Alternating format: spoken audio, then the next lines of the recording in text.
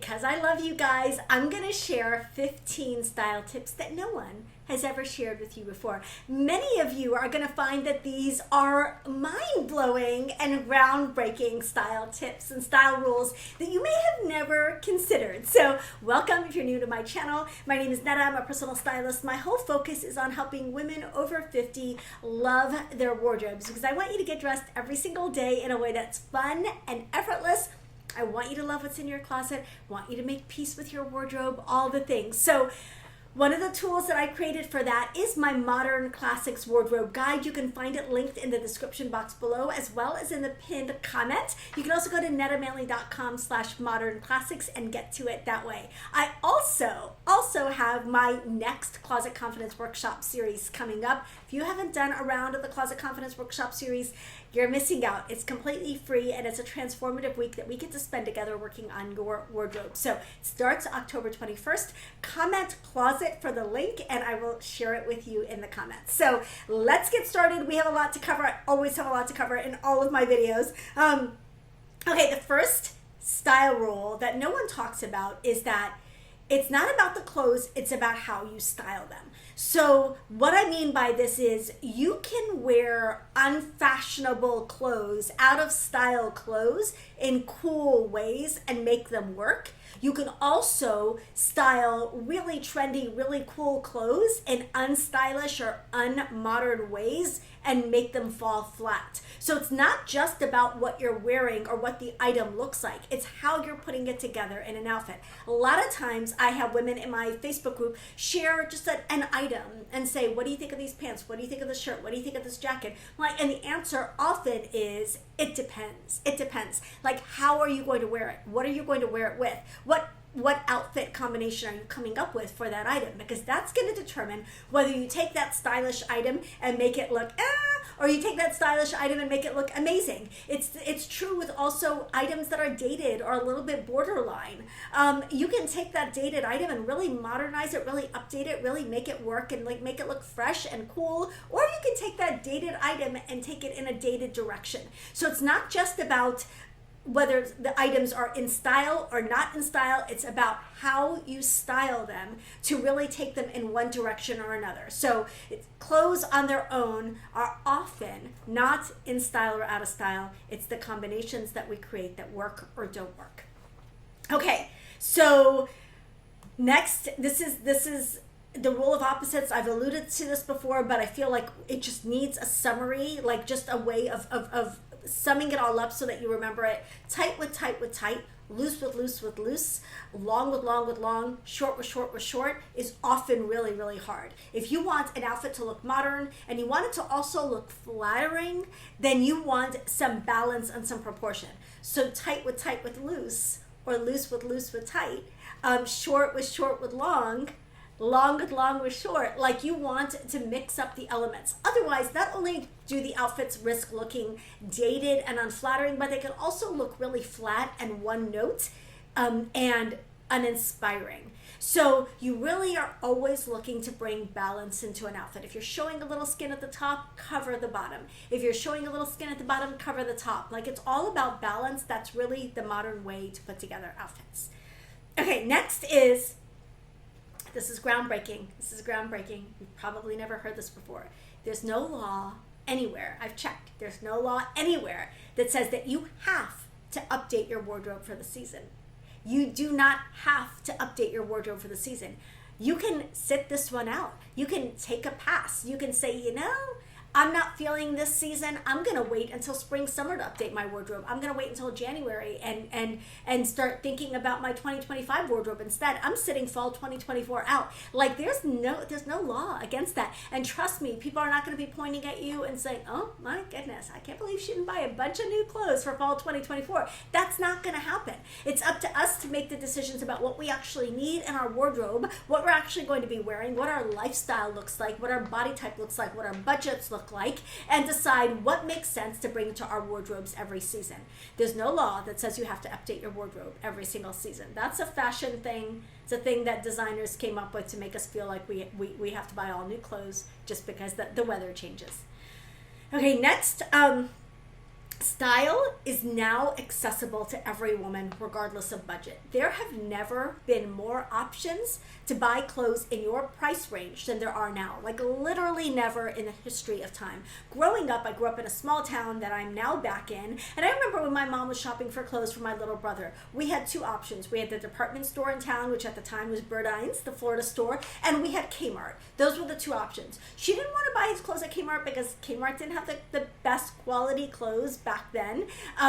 And so she was stuck buying his clothes at Burdines. And so there was only one small boys collection at Burdines, and it was all the Polo Ralph Lauren stuff. So he just grew up wearing the Polo Ralph Lauren shirts. Why? Because there was nothing else. We have so many more options now between eBay and ThredUp and Poshmark to Neiman Marcus and Revolve and Net-a-Porter and My Teresa, and there are so many sources for buying whatever you want at a price that works for your budget. So there are direct-to-consumer brands. I talk about them all the time. Brands like Quince, brands like Petite Studio, brands like Portland Leather and Teddy Blake and Parisa Wang. These are brands that make clothes and accessories that are really at accessible price points but have the quality of much higher priced items. So there's never been a reason to say,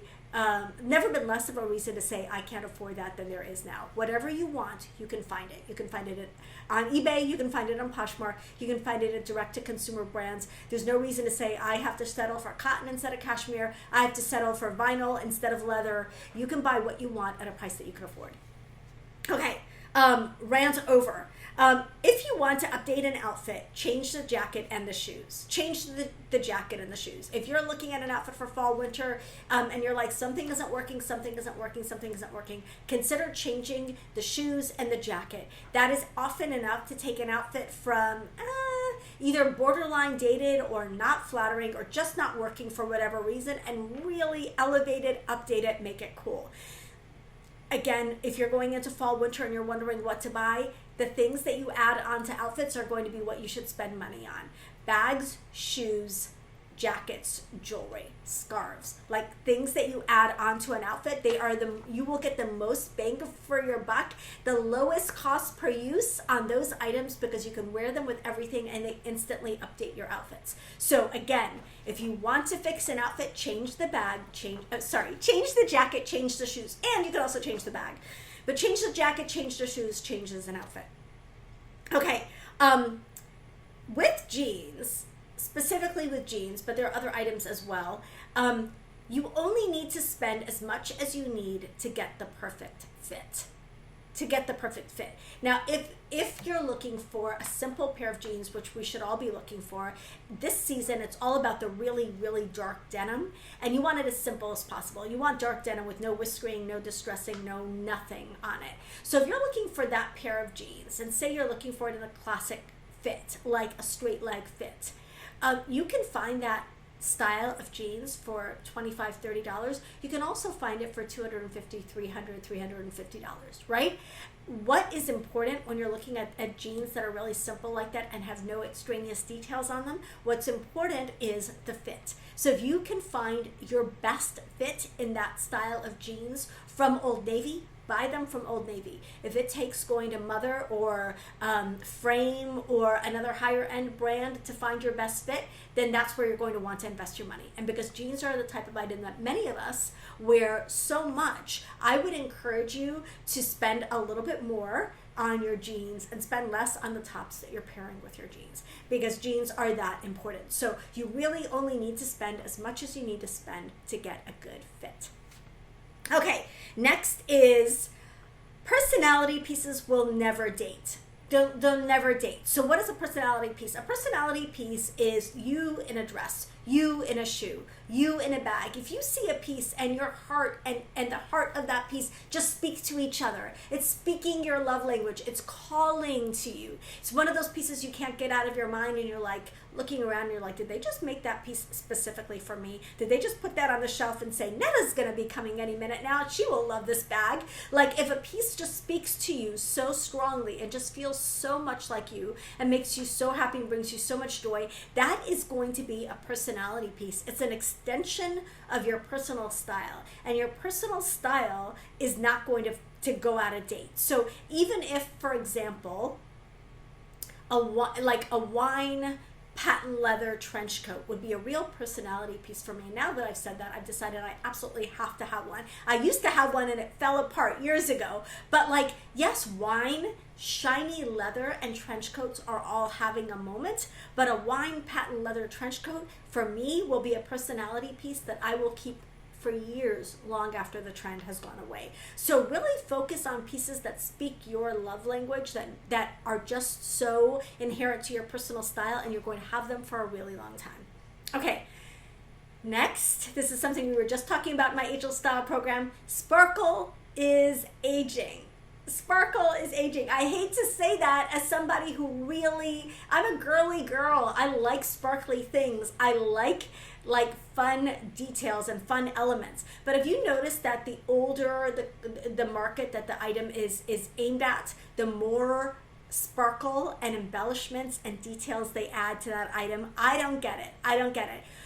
This is especially like jeans and jackets and shirts that have just lots going on. I call these, but wait, there's more, because they're like, oh, it's not enough to put rhinestones on this. Let's also put some glitter, and let's also put some fun buttons, and let's also put some appliques. And then it's like so over the top and really dated and really not at all modern from the moment that it's produced. So sparkle, for sparkle's sake, can often be aging. And so my encouragement would be to really focus on metallics instead of glitter and instead of crystals this season. Really focus on metallics instead of sparkles, instead of glitter, instead of crystals. And when you're going to add glitter, crystals, sparkle, do it in one piece and keep the rest of the outfit really casual. So sparkle can sometimes not be our friend. Okay, this is the next tip, and this is another groundbreaking one. You need fewer clothes than you think you do. You need fewer clothes than you think you do. You may feel like you need tons and tons and tons of clothes to get all the outfits that you see, and every time you see things, you're like, but I don't have that, and I don't have that, and I need that, and I need this. You need far fewer clothes than you think you do. If you really look at your lifestyle, what you're wearing and what you're doing, you don't need as many clothes as you think you may need. What you need are the right clothes. You need the right clothes. So if you're feeling like you're lacking clothes, chances are it's not quantity that's the problem, it's the type of things that you have in your wardrobe that's the problem. Like, you may have a lot of the wrong clothes, or you may have too few in general, but most women find that they really have way more clothing than they actually wear and that they actually need, and they might just be missing a couple of categories that if they filled in the blanks in those categories, they'd have a lot more versatility in their wardrobe. So you need far fewer clothing items than you think you do. You just need the right clothes, and that's really why I created the Modern Classics Wardrobe Guide. I'll pop the link up again here for you, because that gives you a list of the clothes that are going to give you the most versatility in your wardrobe right now, and really will make you be able to do more with less. Okay, next tip. If your basics are dated, your wardrobe will be also. If your basics are dated, your wardrobe will be also. So if whatever pieces are your go-to pieces, your jeans, your casual pants, your t-shirts, your jackets, your coats, if those are out of style, they're really out of date, all of your outfits will be dragged down. All of your outfits will be dated. Again, we're going to go back to the Modern Classics Wardrobe Guide, because that really features basics and staple pieces that are modern. And you really want to make sure that your t-shirts are modern, your jeans are modern, your boots and booties are modern, your denim jackets and casual jackets are modern, your coats are modern. Those are the pieces that those are the workhorse pieces in your wardrobe, pieces that you reach for over and over and over again. And if those are out of style, you can pair your cutest new shoes with a really out of style outfit, and the outfit is not going to look great because the basics that comprise the outfit are dated. So you really want to look at those basic pieces and look at making sure that they're fresh and updated for this season. Okay, next, I've talked about this before, it's one of my favorite topics.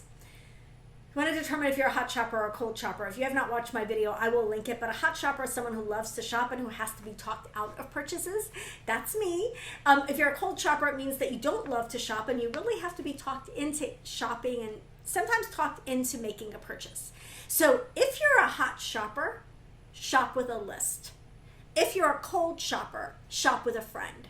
So I've often said in other videos that shopping is not a social activity and it should be a solitary sport. And I think that that is overall true for most of us most of the time. Why do I think that most of us should be shopping alone? We should be shopping alone because when we shop with other people, we get caught up in the moment, or we often can get pressured, by a well-intentioned and well-meaning friend to buy something that we don't need, want, and won't wear. Right? So that's why hot shoppers should always shop alone. If you're already tempted to buy a bunch of stuff and you've got a friend alongside you egging you on, you're going to buy a lot more than you want. So hot shoppers should shop alone, but they should shop with a list. Like you should go in saying, I want jeans and a black sweater, not let me see what I can see. Because that's a recipe for a bunch of stuff entering your closet that you're like, who put that there? How did that get there? That's crazy. Like, why did I buy that? Now, opposite side of the coin, if you're a cold shopper, you want to shop with a friend. Why? Because you need a little encouragement to shop. You need a little motivation to shop. You need that person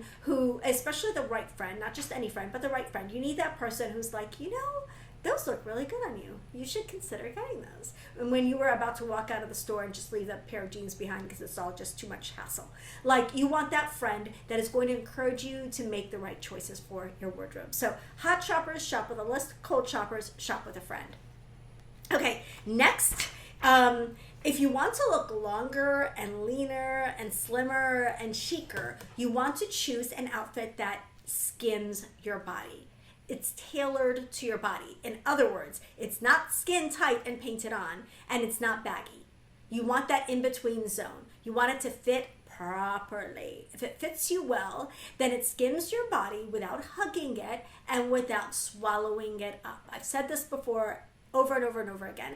On every single woman, every single size, every single body type, every single age, every single time, you are going to look best in clothes that fit your body. And a good fit is a fit that skims the body without hugging it and without swallowing it up.